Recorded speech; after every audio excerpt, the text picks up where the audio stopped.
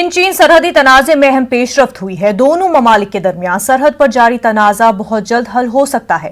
दोनों ममालिक की अफवाज ने मशरक़ी लद्दाख के इलाके से अपनी फौजें पीछे हटाने पर इत्तेफाक किया है। दोनों ममालिक की फौज ने इस बात पर रजामंदी जाहिर की है कि वो रवा साल अप्रैल और मई में जिन पोजीशंस पर थी वो वापस वहां पर चली जाएंगी। दोनों ममालिक मशरक़ी लद्दाख के इलाके से फौजें मरहलावार तरीके से पीछे हटाने का फैसला 6 नवंबर को चुशूल में कॉर्प्स कमांडर सतह की 8वीं राउंड की बातचीत में हुआ है। हिंदुस्तान और चीन ने कशीदगी खत्म करने के लिए 3 मरहलों पर मबनी प्लान को तैयार किया है। इस वक्त हमारे साथ हमारे नुमाइंदे शैलेंद्र जुड़ चुके हैं। शैलेंद्र, ये बताइए कि हिंद चीन के बीच अहम अमूर पर इत्तेफाक राय तय पाया है, कितना अहम है और किन किन खास अमूर पर दोनों मुल्कों के बीच रजामंदी दिखाई दे रही है? देखिए, इसमें सबसे अहम बात यह है कि दोनों देशों के बीच में जब कोर कमांडर लेवल पर लास्ट बातचीत हुई थी 8वें दौर की, उसमें प्रपोजल चीन की तरफ से भी आया था, जिससे फिलहाल अभी चर्चा चल रही है। हालांकि अब तक ये फाइनल नहीं हुआ है और माना जा रहा है कि उसमें दोनों सेनाओं के बीच में सहमति बन सकती है पीछे हटने को लेकर। और फिलहाल इन चाइना के प्रपोजल पे भारत अभी विचार कर रहा है और 3 फेजेज में ये वापसी होगी। पहले फेज में टैंक और जो बख्तरबंद गाड़ियां हैं वो उनकी वापसी होगी LAC पर से। दूसरे चरण में, दूसरे फेज में जो फिंगर एरियाज हैं वहां पर 3 दिन में जो सोल्जर्स हैं उनकी वापसी होगी और उसके बाद लास्ट फेज में पूरी LAC पर जो अतिरिक्त जो डिप्लॉयमेंट है वहां से जो फोर्सेज हैं उनको पीछे हटाया जाएगा।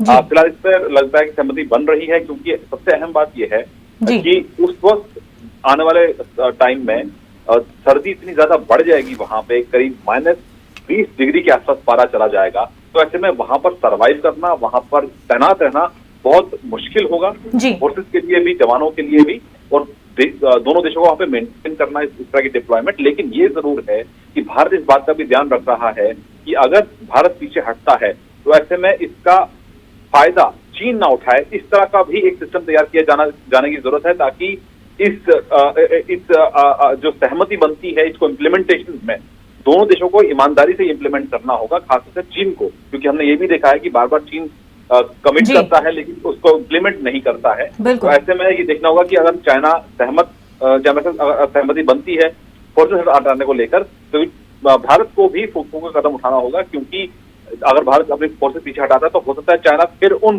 पोस्ट पे आकर भी दोबारा कब्जा कर ले। तो ऐसे में एहतियात के साथ फिलहाल इस पर चर्चा की जा रही है और माना जा रहा है कि जो अगला राउंड होगा बातचीत का, माना जा रहा है जल्द होगा वो दिवाली के बाद। तो ऐसे में उस 9वें राउंड में ये फाइनल हो सकता है कि किस तरह से लद्दाख में जो डिप्लॉयमेंट है LAC पर फिंगर एरियाज में, उसमें कैसे कम की जाए।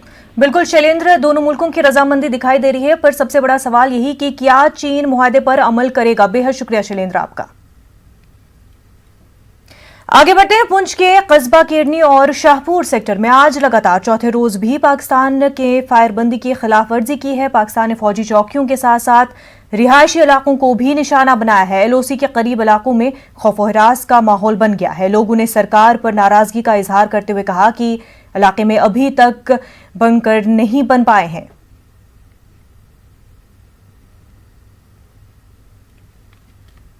खतरा हो रहा किस साइड आ जाएगा, फायरिंग आ जाएगा, हम 2 मिनट वास्ते बाहर कदे खोलेंगे फिर भी हम मुड़ के अंदर छपांगा।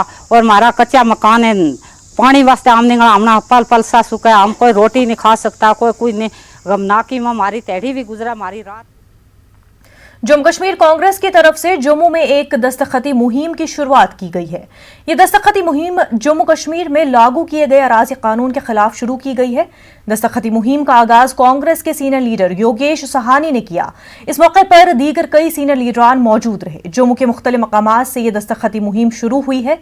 पार्टी लीडरान का कहना है कि मरकजी सरकार ने जम्मू कश्मीर के लोगों के साथ जमीन कवानीन के नाम पर धोखा किया है। लैंड लॉ के खिलाफ हमारे ब्लॉक स्तर पर, वार्ड स्तर पर जो ये कैंपेन कंटिन्यू रहेगी कि जो वादा अमित शाह जी ने floor of the house parliament के अंदर किया था कि जम्मू कश्मीर के लोगों की जॉब सिक्योर रहेगी, लैंड सिक्योर रहेगी, लेकिन उन्होंने जम्मू कश्मीर के अवाम के साथ धोखा किया। लोगों में जागरूकता लाने के लिए, लोगों को जगाने के लिए ये कैंपेन जो है पूरे जम्मू कश्मीर में जारी। जब तक ये जो लैंड लॉ बिल जो है ये वापस नहीं होगा तब तक ये जो सिग्नेचर कैंपेन चलती रहेगी और 1 करोड़ के करीब जो ये सिग्नेचर हैं वो करके मीर साहब की अध्यक्षता में और रजनी पाटिल जी की अध्यक्षता में हम गवर्नर साहब को भेजेंगे, एलजी साहब को भेजेंगे कि ये जो लोगों ठगा हुआ महसूस आज कर रहे हैं कि ये जो गवर्नमेंट आई थी इन्होंने कहा था कि जॉब और लैंड की गारंटी होगी, लेकिन आज जो ये है इस दोनों चीज की कोई गारंटी नहीं है। आने वाले डीडीसी इंतखाबात को लेकर इंतजामिया संजीदा नजर आ रही है। एलजी के मुशीर के शर्मा ने चीफ इलेक्टोरल अफसर के साथ एक प्रेस कॉन्फ्रेंस की।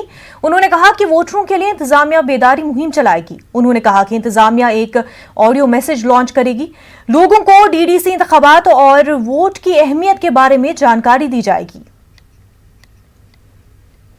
आजकल 360 डिग्री की बात करी जाती है। 360 का मतलब ये है कि कोई भी चीज़ करने के लिए उसके जितने भी पहलू हैं वो सारे पहलू इन्वोक किए जाएं। तो ये हमारा कैंपेन भी जो है ये एक 360 प्रकार का होगा, जिसमें रेडियो, टेलीविज़न, कुछ hoarding, information on the streets, ये सब हम जम्मू कश्मीर में करेंगे ताकि जो डिस्ट्रिक्ट डेवलपमेंट काउंसिल्स की जनरल इलेक्शन हो रही हैं और जो पंचायत की बाई इलेक्शन हो रही हैं और जो म्यूनसिपैलिटी की बाई इलेक्शन हो रही हैं, म्यूनसिपल काउंसिल्स की या कहीं भी जो वैकेंसीज हैं उसमें मैक्सिमम वोटर टर्नआउट हो और लोगों की पार्टिसिपेशन इलेक्शन में हो। जम्मू कश्मीर कांग्रेस का कहना है कि वो आने वाले डीडीसी इंतखाबात हम ख्याल पार्टियों के साथ मिलकर लड़ेगी। जम्मू में हुई पार्टी की मीटिंग के बाद पार्टी के तर्जुमान आला रविंद्र शर्मा ने कहा कि कांग्रेस नेशनल कॉन्फ्रेंस के साथ भी चुनाव के हवाले से इत्तेहाद कर सकती है। उधर senior Congress leader RS Chib ने कहा कि इस तरह का इत्तेहाद कांग्रेस के मफाद में नहीं होगा। की बात है, नेशनल इंटरेस्ट की बात है, वहाँ कोई स्टेटमेंट्स अगर गलत हैं उनको हमने एंडोर्स नहीं किया, वी अपोज दैट। साइमल्टेनियसली जो पार्टीज कॉन्स्टिट्यूशन के अंदर कुछ चीज़ मांग रही हैं उनके कुछ अटरेंसेस हो सकते हैं जिनको हमने रिजेक्ट किया। We don't compromise on national interest and national sentiments, patriotic sentiments. We have given our blood for the sake of this nation, our party. So but dubbing everybody who seeks certain concession within the constitution as anti-national, ये BJP की policy हो सकती है। They are against BJP, वो BJP के against है, देश के अगेंस्ट नहीं है। उन्होंने क्लैरिफाई किया है और उन चीज़ों को भी उन्होंने डिसऑन किया है। इसलिए यहाँ तक इलेक्टोरल पॉलिटिक्स है, वहाँ लोकल एडजस्टमेंट की जाती है। बीजेपी और पीडीपी तो सत्ता में रही हैं, उस वक्त भी उनका एजेंडा तो वही था, सेल्फ रूल का। और इसलिए आज भारतीय जनता पार्टी जब वो जो बात कहें उनको जो शोभा नहीं देता, 3 साल तक वो सत्ता में रहे। तो नेशनल कॉन्फ्रेंस और भी लाइक माइंडेड पार्टीज हैं, जम्मू बेस्ड पार्टीज भी हैं, उनके साथ हम बात कर रहे हैं। अभी क्या पीडीपी के साथ भी करेंगे? नहीं, अभी बात कर रहे हैं। हमने नेशनल कॉन्फ्रेंस प्राइमरली है, वो उनका जमीन है, वो किसको ऑन बोर्ड लेते हैं। हमारी तरफ से कुछ होगी, लोकल एडजस्टमेंट होगी। जिला डेवलपमेंट काउंसिल की इलेक्शन में चुनावों में अगर हम लोग कांग्रेस वाले अगर हम नंगे ओपनली अगर हम उन जमातों के साथ अपना हाथ मिलाएंगे जिन जमातों ने गुपकार डिक्लेरेशन में हिस्सा लेकर के बातें कही हैं, समझता हूं कि वो एक्सेप्टेबल नहीं है, वो अच्छा नहीं होगा। एक कार्यकर्ता जमात में बैठा तो चुप रहेगा, लेकिन लोग इसको पसंद नहीं करेंगे। कोई बात देश के तिरंगे के बारे में या देश की संविधान के बारे में कोई बात गलत करे, तो मैं समझता हूँ कि ये फैसला गलत होगा। अगर ऐसा कांग्रेस करेगी तो ये फैसला ठीक नहीं है। ये मेरा अपना निजी विचार है, मैं कांग्रेस का स्पोक्समैन नहीं हूँ। डिविजनल कमिश्नर कश्मीर पीके पोले ने कहा है कि इंतजामिया बर्फबारी से पैदा होने वाली सूरत हाल से निपटने के लिए तैयार है। उन्होंने कहा कि मशीनों के साथ साथ अमले को भी अलर्ट रखा गया है। महकमा मौसमियात ने 13 नवंबर की शाम से वादी में बर्फबारी की पेशगोई की है। इधर का फोरकास्ट आया है 14 और 15 के लिए। 13 से कहते हैं कि ख़राब हो जाएगा। एडमिनिस्ट्रेशन फुल्ली प्रिपेयर्ड है। थोड़ा एक अच्छी चीज़ ये भी हो गई कि नॉर्मली नवंबर के फर्स्ट या सेकंड वीक तक पत्ते गिरने लगे हैं। स्नो अगर हो जाता है तो उतना नुकसान नहीं होगा जितना पिछले साल नवंबर के फर्स्ट वीक में स्नो आने से हुआ था। रोड और बाकी चीज़ों की जो है हमने ये की है, अरेंजमेंट की है। लद्दाख खित्ते का पहला कोरोना स्क्रीनिंग पॉइंट दर्रा जोजिला के करीब मीना मर्ग में वाक़ है।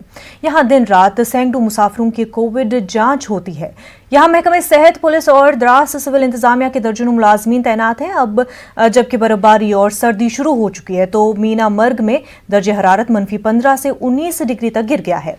न्यूज़ 18 की टीम ने सुबह 6 बजे इस सेंटर का दौरा किया। यहाँ शदीद सर्दी में भी तमाम मुलाजमीन अपनी खिदमात अंजाम देने में मसरूफ थे। द्रास के कई नौजवान रजाकाराना तौर पर यहाँ कई माह से काम कर रहे हैं। यहाँ ताहम मुलाजमीन को माकूल सहूलियात मैसर नहीं है।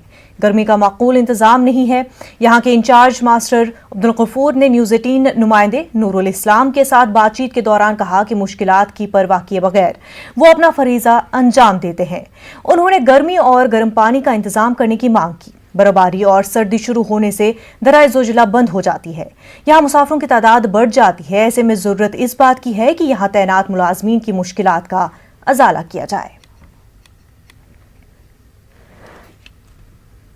25-30 दिन के भी बाद भी नहाना मुश्किल हो जाता है यहाँ, क्योंकि सुबह उठते ही इतना सर्दी होती है, इतना ठंड है, पानी में इतनी कोहरा जमा होता है। पानी गर्म करने के लिए कम से कम 5 से 10 kg तक लकड़ी लगती है। इतनी लकड़ी हमारे पास अवेलेबल नहीं है। तो इस वक्त हम गवर्नमेंट से ये रिक्वेस्ट करेंगे कि हमें पानी के लिए भी गर्म करने के लिए कुछ ग्रेजर वेजर या दूसरी कोई फैसिलिटी हो तो अवेलेबल करें यहाँ पर। मैं ये नहीं समझ पाता हूँ कि ये जो स्क्रीनिंग टीम वाले हैं ये अपना काम किस तरह अंजाम देते हैं, क्योंकि रात 8-9 बजे तक बाहर बैठे काम करना पड़ता है जनाब, क्योंकि ट्रैफिक का आना जाना होता है, पैसेंजर आते हैं, पेशेंट आते हैं, क्योंकि स्टॉकिंग का मौका है, रात को भी गाड़ियाँ आती हैं, इसलिए इनको रात 10-11 बजे तक बाहर काम करना पड़ता है जनाब। जो चीज़ें हमें ज़रूरत है वो प्रोवाइड की जाती है, लेकिन एक चीज़ का इशू है, मैं और मेरे साथियों को गर्म पानी का हमें कोई इंतज़ाम नहीं है। गुज़िश्ता 20 दिनों से सच कहें तो हमने नहाया भी नहीं है। मैं उम्मीद करता हूँ आने वाले कल को शायद हमारे जो बाला अफसर हैं। वादी कश्मीर में 10वीं जमात के रेगुलर इम्तहानात शुरू हो गए हैं। वादी के दीगर मकामात की तरह ही श्रीनगर में भी तलबा मुख्तलिफ इम्तहानी मराकज़ पहुंचे। इंतजामिया की जानिब से कोरोना के हवाले से तमाम SOPs का खास ख्याल रखा गया था। उम्मीदवारों को पेपर्स का सिर्फ 60% हिस्सा लिखना होगा। इस वजह से तलबा काफ़ी खुश नजर आए। वादी के कम अज़ कम 814 इम्तहानी मराकज़ में 32,000 के करीब उम्मीदवारों ने इन इम्तहानात में शिरकत की। नहीं हुए हैं तकरीबन अप्रैल से, उससे चलते बच्चों को थोड़ी सी डिफ़िकल्टी हो सकती है, लेकिन बोर्ड ऑफ स्कूल एजुकेशन ने जो सिलेबस है हर एक सब्जेक्ट का उसको 70% कर दिया है और हर एक एग्ज़ाम सेंटर पर भी देखा गया है कि कोविड का प्रोटोकॉल कैसे मेंटेन हो, दूरी मेंटेन हो, मास्क और सैनिटाइजेशन का भी प्रयोग किया जाएगा। पैंडेमिक सिचुएशन में एग्ज़ाम करना although it is very challenging but still we are hopeful we can conduct it. Hopefully it is better situation now कि पढ़ाई भी चूँकि बहुत कम हो गई and that too on online 2G mode and 2G mode, it was very challenging. जिला पुलवामा के वामपुरा इलाके में बिजली, पीने के पानी और आबते सड़क जैसी बुनियादी सहूलियात का फुकदान है।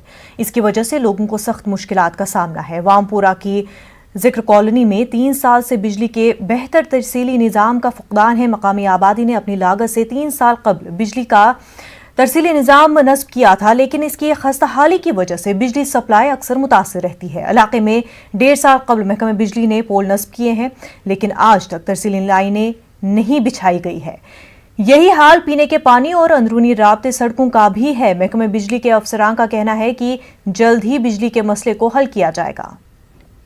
पावर नहीं है यहाँ पे। इन लोगों ने हमें पोल्स लगाए हुए हैं, लेकिन इन पे तार वार कुछ भी नहीं है। हमें 3 साल हो गए पावर के बगैर। हम वहाँ पे जाते हैं, हम लोगों ने उन्हें पैसे भी दिए, बहुत पैसे दिए, लेकिन वो लोग कुछ कर ही नहीं रहे हैं। और हमारा रोड यहाँ पे बहुत ही ख़राब है। रोड मतलब आप खुद ही देख सकते हैं हमारा रोड। यहाँ पे आना, जब बारिश पड़ती है तो यहाँ पे बहुत मुश्किल आना होता है, हम पैदल भी नहीं चल पाते।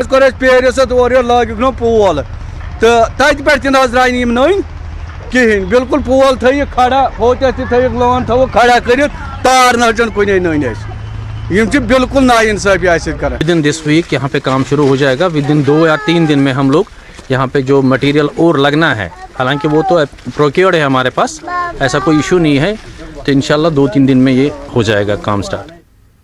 नाज़रीन, एक छोटा सा